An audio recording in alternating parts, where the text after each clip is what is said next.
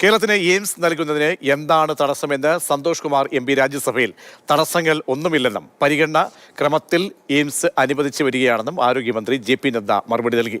കേരളത്തോട് തുടരുന്നത് അനീതിയാണെന്ന് റഹീമും പറഞ്ഞു. അനൂപ് ദാസ് ചേരുന്നുണ്ട്. അനൂപ്, കേരളത്തിലെ കാലങ്ങളായിട്ടുള്ള ആവശ്യം സ്ഥലം ഏറ്റെടുത്ത് നൽകുന്നതുമായി ബന്ധപ്പെട്ടൊക്കെയുള്ള കാര്യങ്ങൾ, അപ്പോൾ ഇക്കാര്യത്തിൽ എന്ത് തടസ്സമെന്നാണോ MP മാർ ചോദിച്ചത്? അതിന്റെ മറുപടി ഏത് രീതിയിലാണ് ആരോഗ്യമന്ത്രിയുടെ ഭാഗത്തുനിന്നുണ്ടായത്? കേരളത്തിന് അർഹതയുള്ള എയിംസ് അനുവദിക്കാൻ എന്താണ് തടസ്സമെന്ന ചോദ്യമാണ് രാജ്യസഭയിൽ P സന്തോഷ് കുമാർ ഉന്നയിച്ചത്.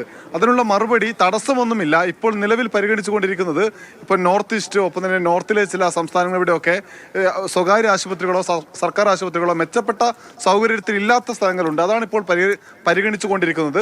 കേരളം പരിഗണനയിലുണ്ട് എന്ന മറുപടി വന്നു. എന്നാൽ അതിനുശേഷം കേരളത്തോട് ചെയ്യുന്നത് അനീതിയാണ് എന്ന് റഹീം വിളിച്ചു പറയുന്നുണ്ടായിരുന്നു.